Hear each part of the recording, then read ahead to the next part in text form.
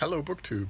I've got a little mail that managed to make it into this room. I thought we'd go through it. It feels like a long time since we did mail. Let's see. We've got 3 cardboard packages here.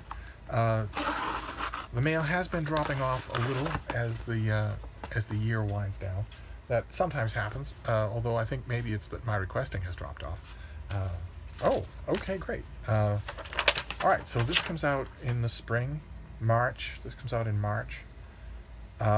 And it is by Frances Mays, who did Under the Tuscan Sun. And this is See You in the Piazza. With the, I don't know what kind of lighting we can get here. There we go. That's kind of good. See You in the Piazza. This is with the overtitle, New Places to Discover in Italy. So this is nonfiction. The author is a beloved author and cultural emissary of Italy, and spent the last 30 years splitting her time between her native United States and adopted home in Tuscany. Yet despite the decades she has spent there, she insists she still doesn't know all of Italy because, as she puts it, to know Italy takes 10 lifetimes. I agree. So it looks like this is just going to take readers through different periods, different places in Italy. You know, the Piedmont, the Veneto, Liguria, Umbria. Okay, and just find off the beaten track things. Of course, that is totally impossible. Every place that she picks will have appeared in 100,000 travel guides. But it's in an arrangement like that, the attraction will be the author, not the places. So that's book number 1, a travel guide for the spring. That's great. Let's see. Let's see what the next one is.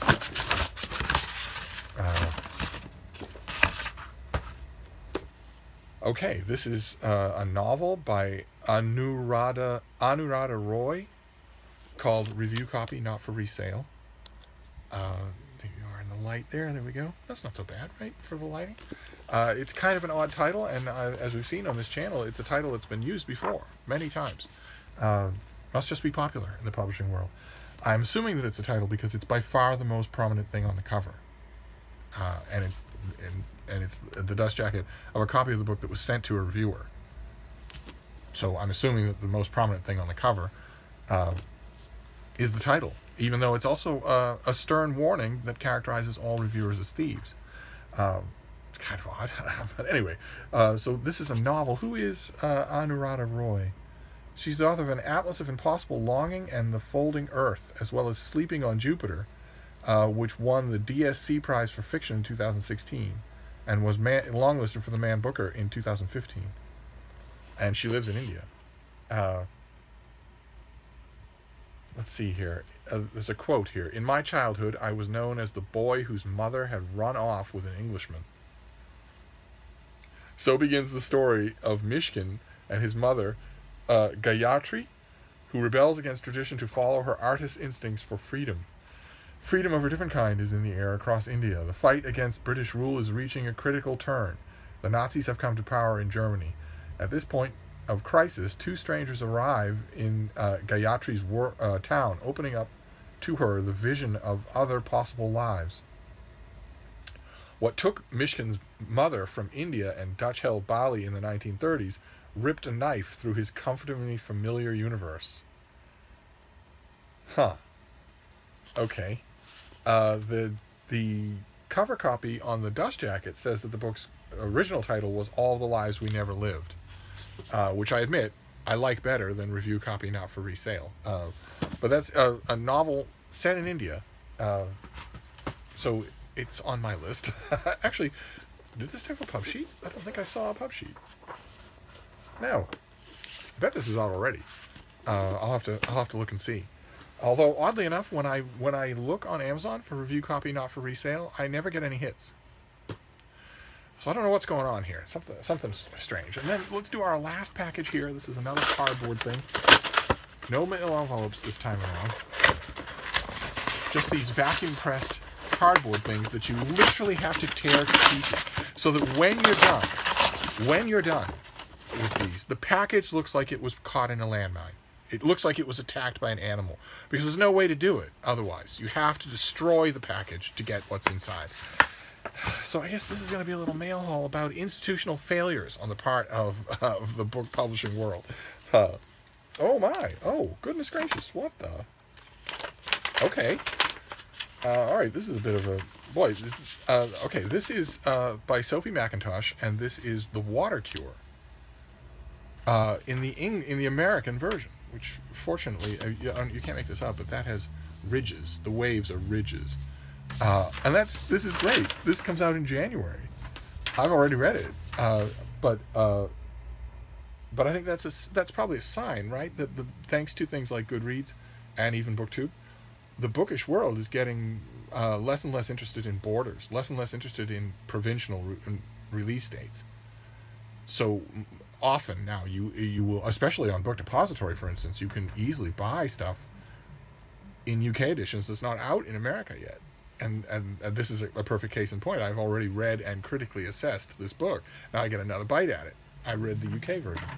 So those of you who don't know, this was a long listen for the 2018 Man Booker Prize. And let's see here.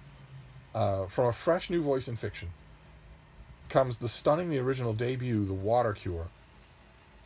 Fiercely poetic novel about three sisters on an isolated island raised to fear men.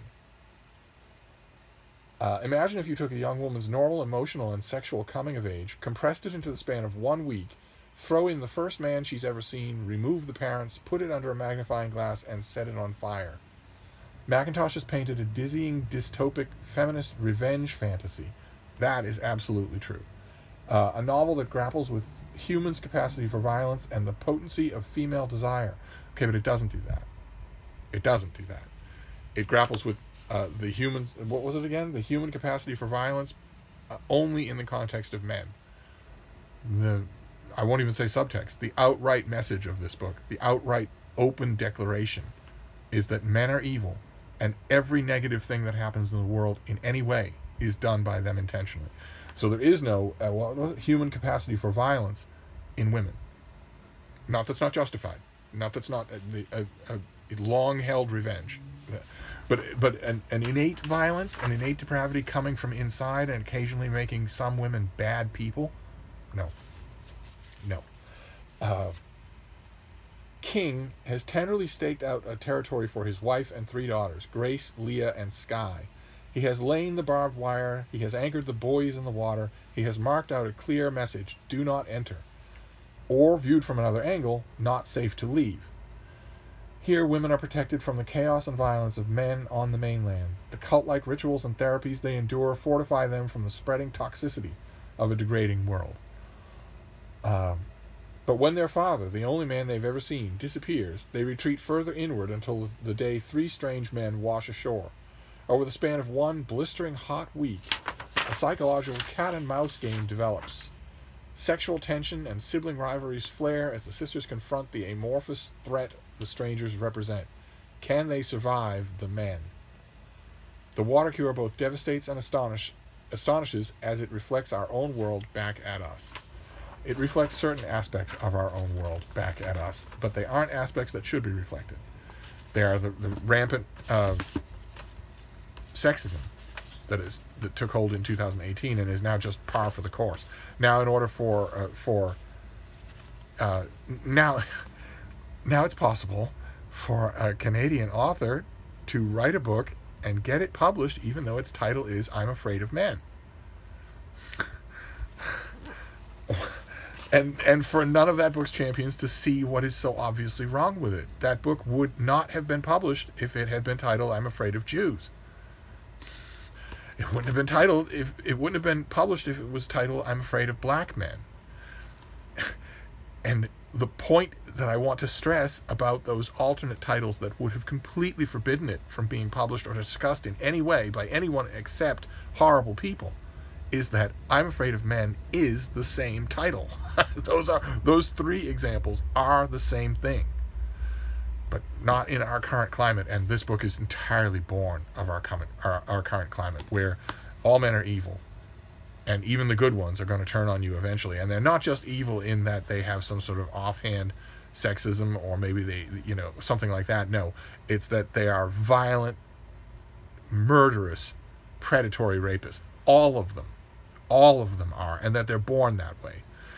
That was the infuriating impression that I got of this book when I first read it. Although I thought that parts of it were extremely well done, even so.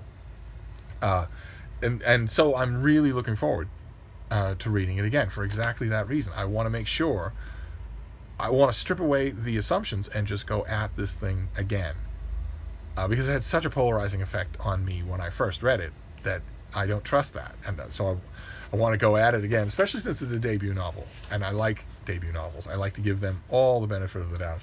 And in this particular case, despite how strong an impression the book made on me originally, reading it in January, I am 100% certain that I will go at it with a fresh mind, completely fresh mind. So that's good. That's good for everybody involved. I will report back. So anyway, that is our that is our pile here. We have The Water Cure, a debut novel by Sophie Mackintosh that makes its American debut now. Then we have review copy not for resale, but The Spine says All the Lives We Never Lived, and it is sounds like an interesting coming of age story set in India. And then See You in the Piazza by Frances Mays, who a lot of you will have read her Under the Tuscan Sun and maybe a lot of the other books, and this sounds like just a travel guide. So that's 2 finished copies, one of which I'm pretty sure is out already. So that's some reading to do. So I'll get to that. But I will be back. We have other things to talk about, whether it's freezing cold or not. Thank you, BookTube.